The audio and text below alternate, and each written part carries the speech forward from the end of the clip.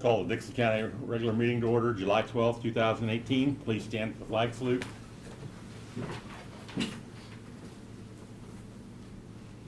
I pledge allegiance to the flag of the United States of America and to the republic for which it stands, one nation, under God, indivisible, with liberty and justice for all.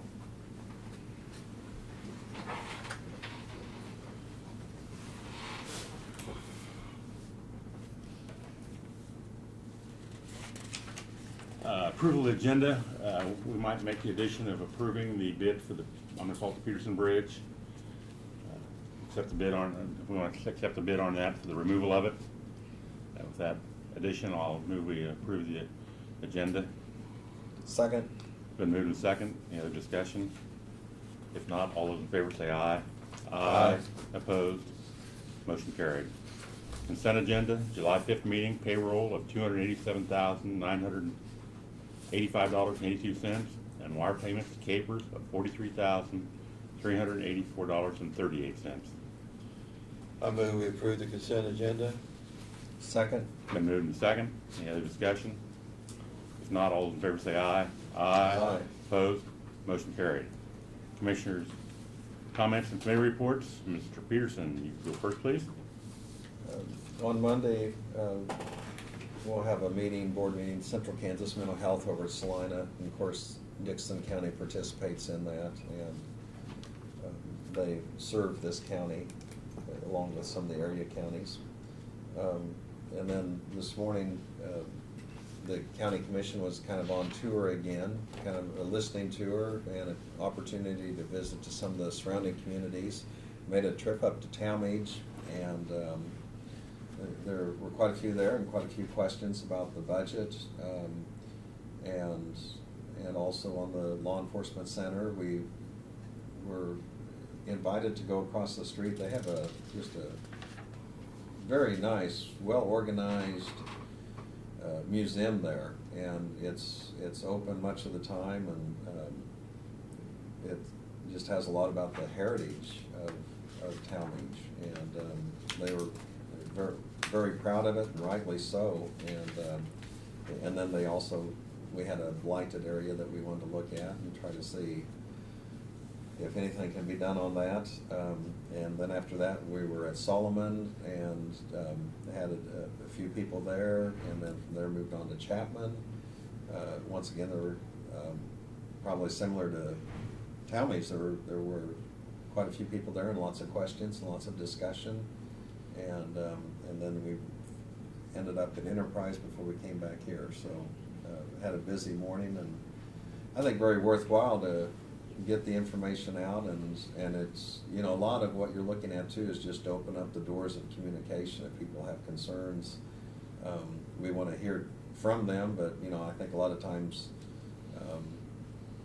in this instance, we went out to the community. It just kind of gave an opportunity for a few people to voice their concerns and what they're thinking about, so anyway, worthwhile morning. Commissioner Myers. Yes, I sure second what Lynn said, that I think it's been very worthwhile for us to do those listening tours and just get out into communities, and like I say, I think that's something that we haven't been really doing too much of that in the past, but I think that's something something that would be beneficial to do in the future. I did attend the Friends of 4-H picnic the other night at Stowe Hall, and like I say, it was always good to go to that event. I was helping yesterday. Once a month, the food pantry buys food products from the Wichita Pantry, and so once a month there's always some people that volunteer to help move those into the food pantry. Like I say, the donations this time of the year get kind of slim. There's always good participation of people donating around Christmas time, but then during the middle of summer, it's, doesn't get quite as much, so anyway, they still have a need during the summer for food, and so that's about all I got. Thank you, Lauren. Last Monday, attended this Abilene City Commission meeting on their property tax abatement and IRB bonds for the Bradford bill. Thought it went rather well. Thought maybe they'd take some action after they went into executive session. They didn't take anything. It's going to be at their next meeting before they approve the revenue bonds, the way I understand it. I also attended the Friends 4-H picnic, and I'd like to commend the city of Abilene, the commissioners or whatever, the Abilene Stadium out there, since they put the new windows on, sandblasted it, put the landscaping in front, the new wrought iron fence around there really looks nice. I'm not sure.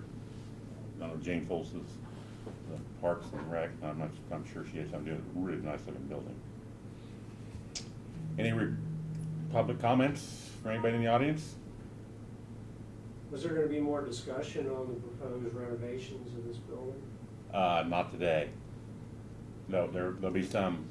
If you want to speak about it, we're not going to. I mean, if you want to address us, you can, sir. Or if you have a question. Yeah, on it. if you want to come over and sign in, and you know. What's that sign in over there? Yeah, but I mean, if you want to, Typically, name and your if you ad- go to the podium and Yeah, state your your name, names and and that way address. Barb gets the information in our minutes, right. and then whatever question you have, we can. I mean, since you're here, if you want to just state your name and for Barb and the paper, and that's public comments. That's what we're here for. Well, I'm not familiar with the proposal, that's kind of why I was here. I thought there was gonna be information provided on that. There's going to be a couple of meetings in Abilene, July 30th. There'll be at the Eisenhower Center at 7 o'clock. There'll be a presentation there. The Judge Sexton, Andrea, Sheriff Hoffman, Goldberg group will be there. Commissioners will be there. So there'll be a public meeting at that time. And that's when, The 30th. 30th? Yeah, and there'll be one the next night in Harrington at the community center in Harrington. I mean, I guess my only comment is that this was already put out in referendum and people voted to not do the project. Right. So I don't understand why we're pushing it. What is my take on it, the scope of it was more than what they thought we needed. The city of Abilene is no longer going to be involved in it. We're renovating the courtrooms in the existing courtrooms that are there. The jail will be the only new project, and it'll be at the east side of the building. It'll still be a 62-bed deal, and we're addressing the issue with the courthouse. I shouldn't say courthouse. The prisoners not having to bring them down the hallway to the courtrooms, and that issue. So, I mean, who became convinced that the first referendum wasn't good and that we needed to revisit this? I don't, The commissioners. okay. I We mean, still have the same issues we had before. Part of it is too is renovating of the courthouse. It's going to be about $4 million to replace the heating and air, the electrical work, windows. So that's going to be part of this bond issue.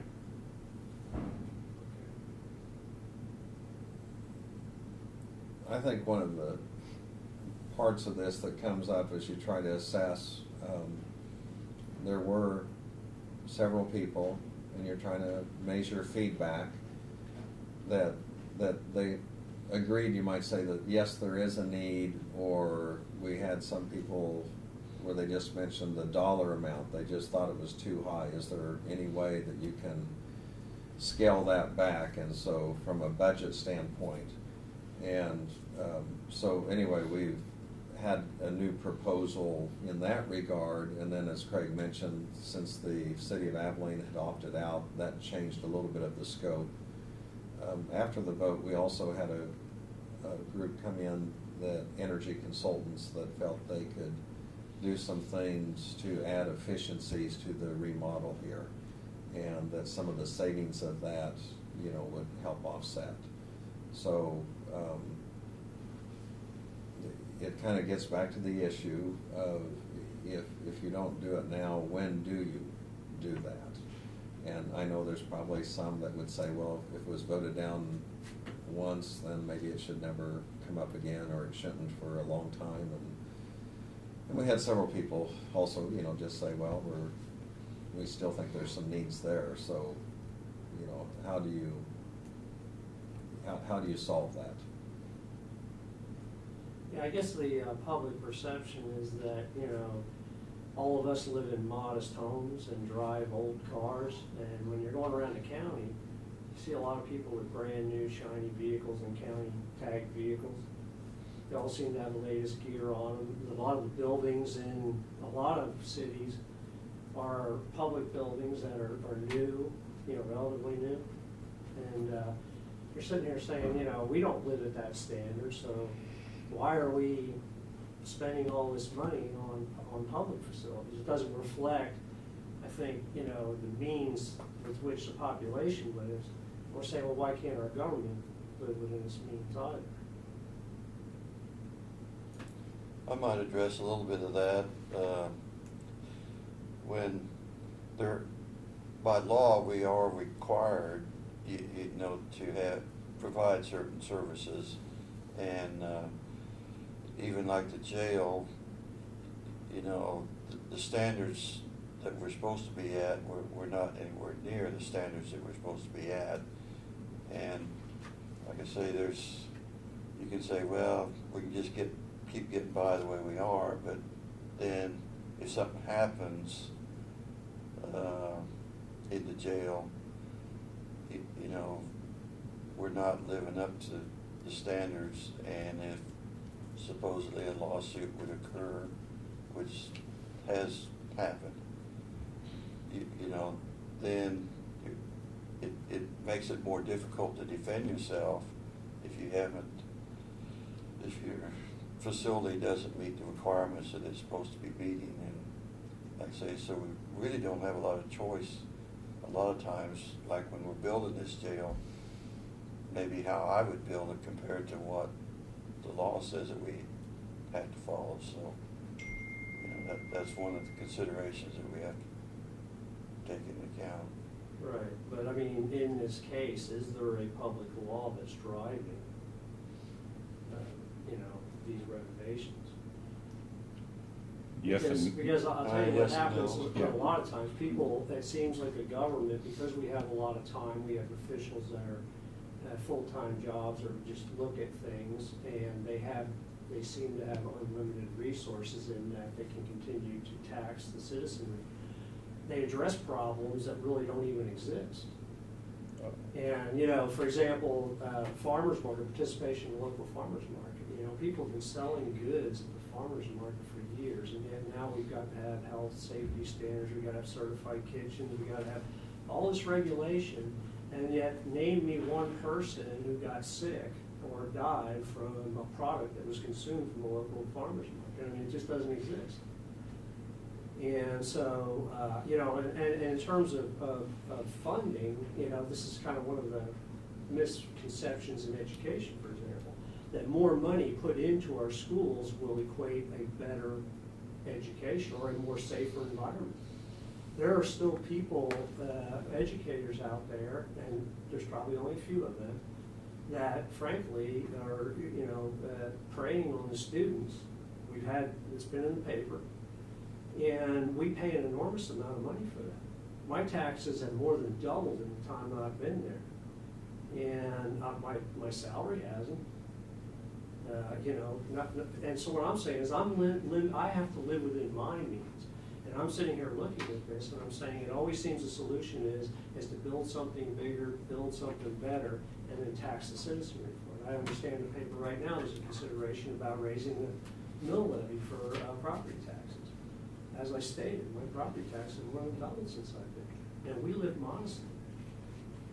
I don't have the wherewithal to double my income to match the increase.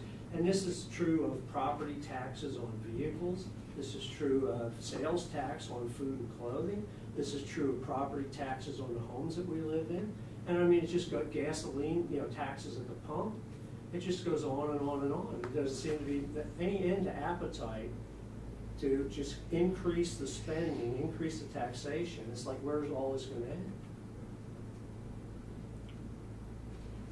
Well, like I say, we can't live outside what the law says that we have to live.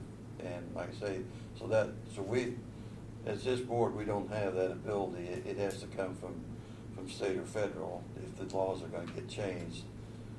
But the services, I've brought this up before, and in fact, Kathy's printed it in the paper at least twice. I've stated, what services do you not want us to provide you? Because that's the only way we can cut back, is if you will agree to not have some of the services that we provide you. And until now, no one has ever come to me and said, no, I don't think we need the sheriff, we don't need law enforcement, we don't need the jail, we don't need EMS, we don't need our roads fixed or our bridges fixed, or the services that the courthouse provide here. You have to provide a place for people to buy tags. So, we're trying to be as efficient as we can in what we're doing, because I do think that is a tax savings if you can be more efficient. And I felt like we've tried really hard to do that, to be more efficient in what we do. And like I say, that's a lot of these things, that's the only way you can.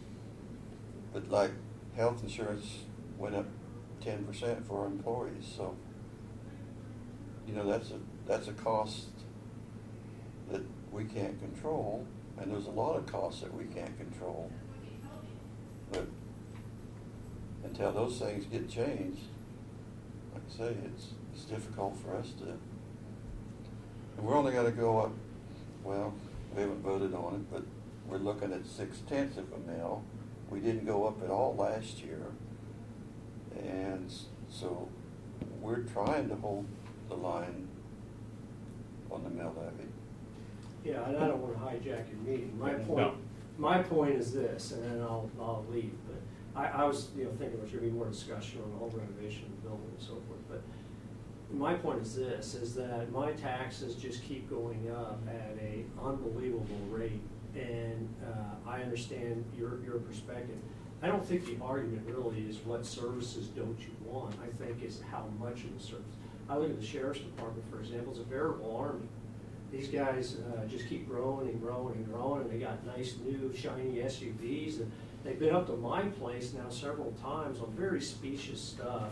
And I even said to them, it was a slow day in law enforcement. No, it's not slow, they get all offended, It's like, well, why couldn't you just pick up the phone and call me? You know who I am, I'm in the phone book. Why do you have to come up and just intrude on my property, interrupt my day and my time for something that was very specious?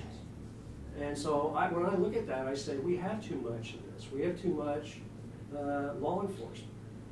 If we got time to go and do that sort of thing in that way, with no respect and regard for the citizenry, then to me, we have too much of it. And that's really what I'm looking at. I'm looking at, okay, how can you say efficient? Well, some efficiency is to not to continue to grow these things at geometrical rates, which is what's reflected in my taxes. Let's look at, a reasonable level of service. Thank you very much. Okay, thank you. Comment. Yep, you're welcome. No, thank you, appreciate your comments. No presentation, no petitions, proclamations. Report of county officers. Brad? Okay. I have had a couple of names that were given to me in your email for appointment to the Flint Hills Advisory Council. I'm doing some research. That's a newly formed council at the state level, and by the statute that was passed, or the bill that was passed recently, It allows each county to appoint 2 representatives, each county that has the Flint Hills within it, of which we are one. One of those representatives can be a county commissioner or their designee, the other one can be a citizen at large that's appointed by your board. So I've got a couple names from Harrington and the Harrington area, since that's primarily where the Flint Hills area is at.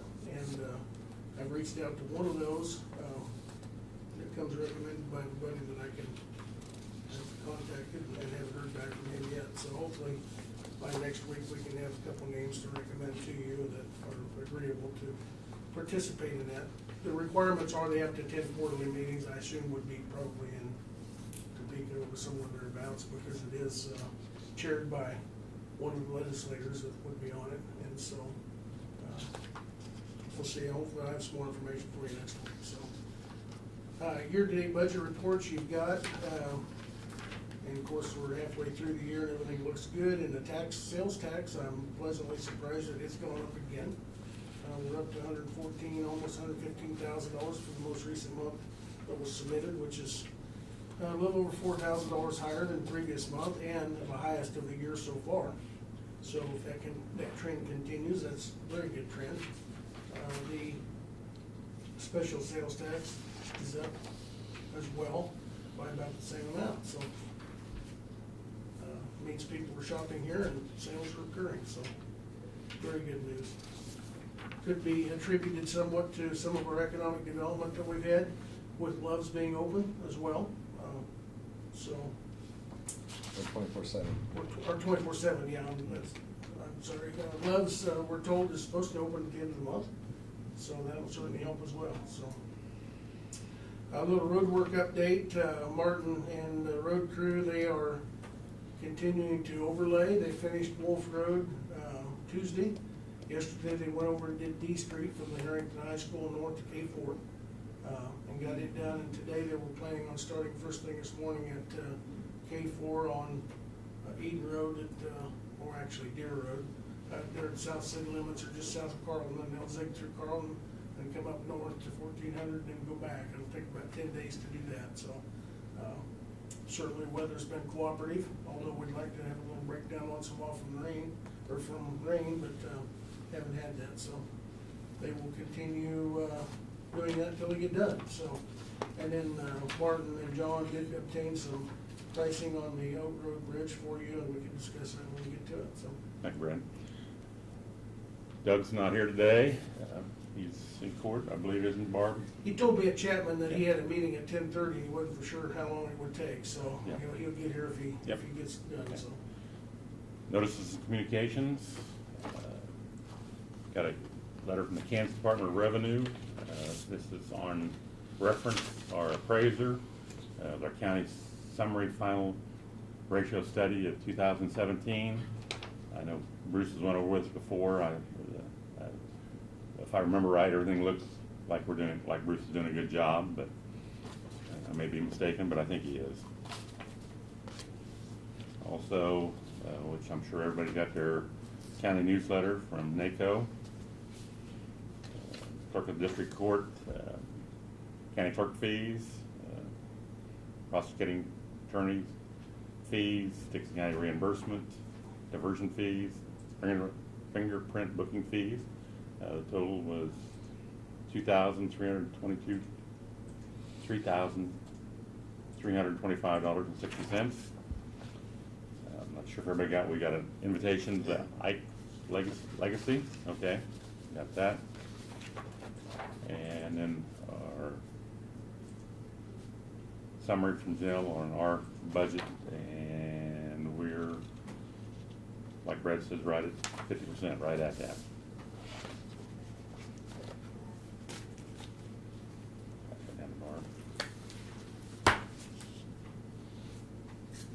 We have no resolutions or no resolutions considered, no unfinished business. The only other business we added to the agenda was the bridge at Oak Road Bridge. And we've got the paperwork here from it, the quotes Martin received on the Oak 2350 bridge, Bridges Inc. A bid of $59,850 and the quote came in early, and they asked that we get back to them as soon as possible. This was, I'm not sure when the bid came in, but there's a, if we get to them quick enough, there could be a $2,500 deduct attached. L&M Bridge, $92,490, and Blitz Construction of $175,000. John contacted Reese's, but he did not receive a quote from this. If we do this, there'll be less chipping and, well, I'm not gonna say chipping and sealing, it'll probably be not the overlay, the mastic seal, whatever, would be less of that done. And just what the amount come in for, that'd probably be about 4 miles. I move we accept the bid from Bridges Inc., or INC, for the $59,850 and see if we can get the $2,500 deduction. Second? Been moved and second. Any other discussion? I think Kathy, you know where the bridge is at, don't you? The Peterson, I'm calling it Peterson Bridge. It's on Old 40, out that way. South of Detroit. Yeah, south of Detroit. It's been closed since '93. It's over the Smoky Hill River. The flood of '93 took away the township road. It's been closed since that time. No other discussion? Well, I would make the comment that Bridges Incorporated are doing the bridge on Eden Road for us, and like I say, that's why their quote is quite a bit less maybe, because they are working for us now and are in the area and can move their equipment there and do this project also. And like I say, we probably would, if we don't do it at this time, we probably would not get that kind of bid the next time we bid it out. So I think the opportunity now is the right time to get it done. Any other discussion? Wait, was it unanimous? I didn't We haven't hear. No, we haven't voted yet. Okay, that's what. Yeah, I haven't called it. Okay, I moved the motion. We haven't had a. yeah. Yeah. Second. It's been seconded. And then second. And then we're having discussion, and no more discussion. All in favor say aye. Aye. Opposed, motion carried. Additional meetings, said earlier, we're gonna be meeting July 30th at the Eisenhower Library, and then July 31st at Harrington, 7 o'clock at the community building down at the fairgrounds. Anything else to come before the meeting today for the commission? If not, I'll entertain make adjourn. So moved. I'll second it. Been moved and second. All in favor say aye. Aye. Opposed, motion carried. Stand adjourned. Sorry, I